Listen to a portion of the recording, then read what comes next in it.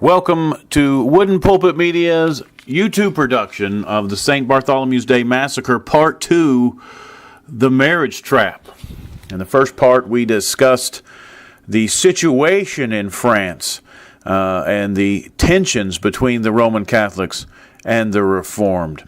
And we are marching towards the massacre of August 24th, 1572, and the slaughter of thousands of Huguenots or Reformed Christian believers in France by the Roman Catholics. This is brought on by the troubles in the royal family. A royal family that was showing no signs of producing any male heirs, and a family that was full of internal strife and divisions, with everyone seeking their own power, following basically the example of their mother, Catherine de' Medici, who was famous for her power plays and continuing to hold on to power, and her ruthlessness. One example of this is with Marguerite, the one who will be getting married, but before that she was probably in love, or at least thinking of marrying, Duke Henry of Guise, a devout Roman Catholic, but the Guise family, a rival family that was hoping to sit on the throne next, and a marriage to Margaret by Duke Henry would have almost certainly ensured such a thing. And the younger brother, Henry, not Duke Henry of Guise, but Henry the Prince of Anjou, secured a love letter between Margaret and Duke Henry of Guise, and made sure that it was shown to Catherine, the Queen Mother, who then showed it to King Charles IX, and together the two went in and beat their sister Margaret for such unfaithfulness to the family. This is a bit of the family dynamic that's going on in the royal family in France. And it does produce ultimately a desire to stay in power, to fend off the Guise family and to pacify the Huguenots, to keep her own family on the throne. Catherine de' Medici begins marriage negotiations with Jeanne d'Albret, the Queen of Navarre.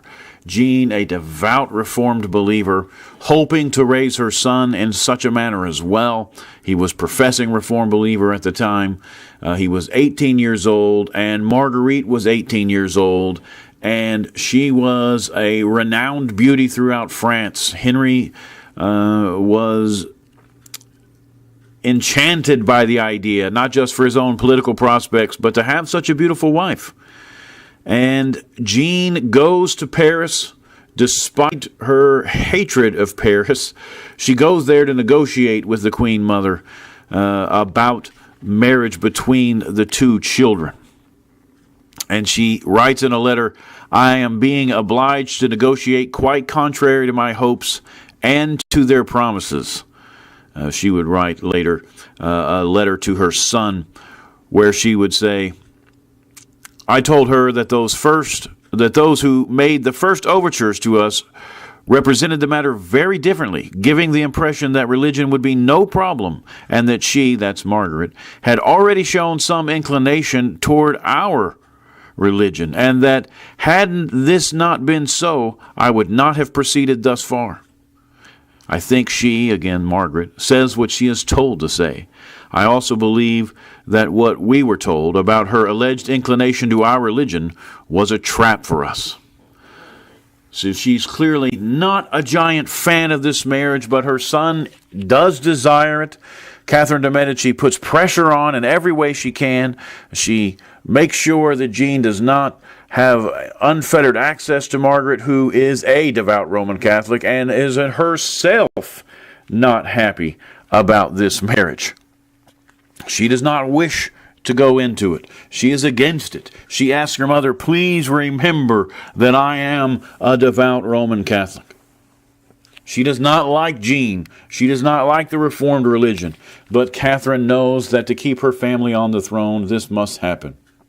Eventually, the marriage is agreed to, although Jeanne will die just a few months before the planned marriage takes place. The marriage between Henry Bourbon, who is Jeanne's son, and is now, after her death at the beginning of the summer, the King of Navarre, to be married to the Romanist Princess of France, Margaret. This is set for August 18th, 1572. It is not universally thought well of. There are many who disagreed with this whole venture. The Guise family, for example, is not excited about these two people getting married.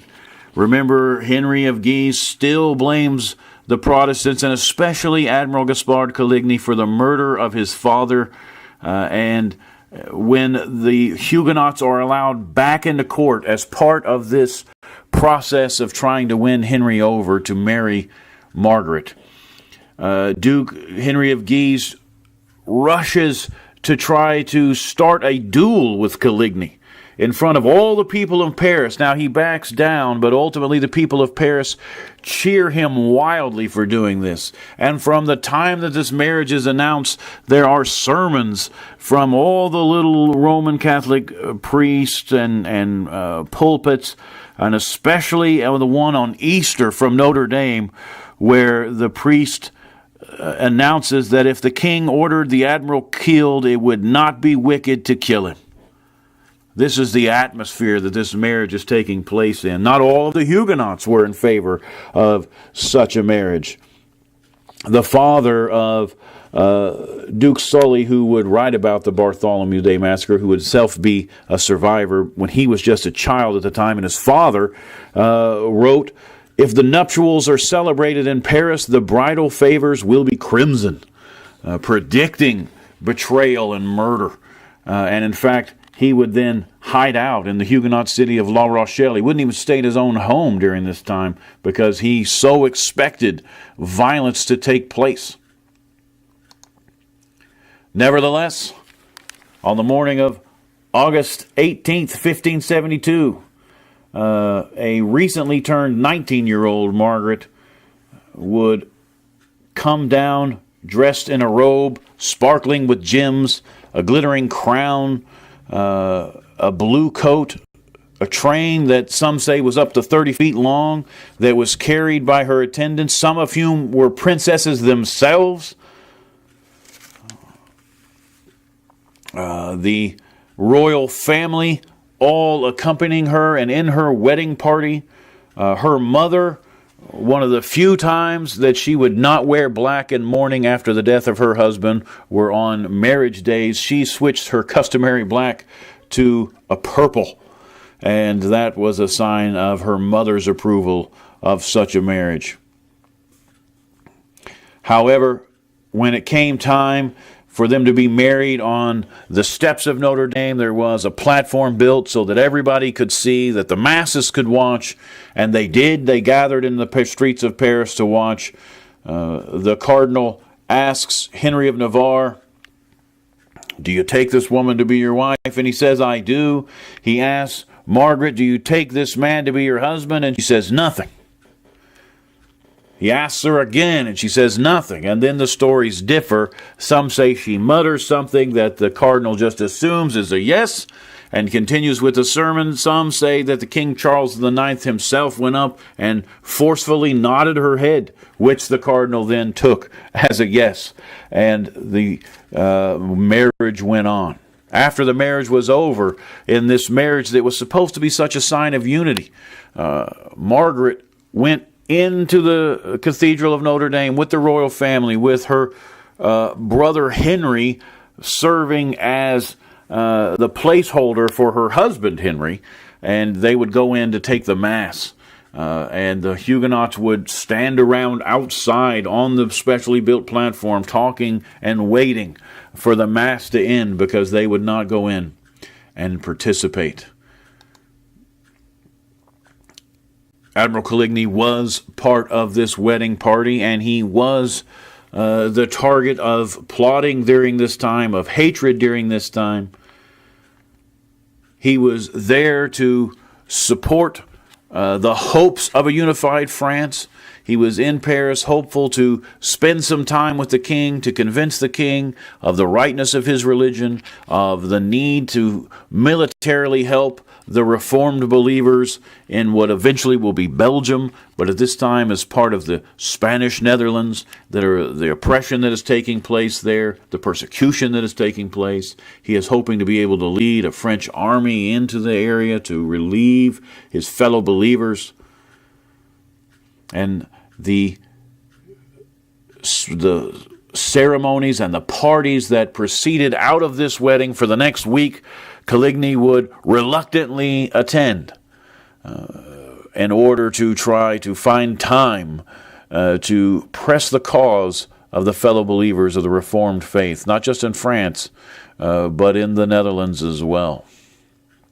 I hope that you have enjoyed this presentation of the actual marriage. We will get into what happens in the week coming up, the lead up to the massacre itself and the assassination of Admiral Gaspard Coligny next time. Thank you for listening. This has been a Wooden Pulpit Media production.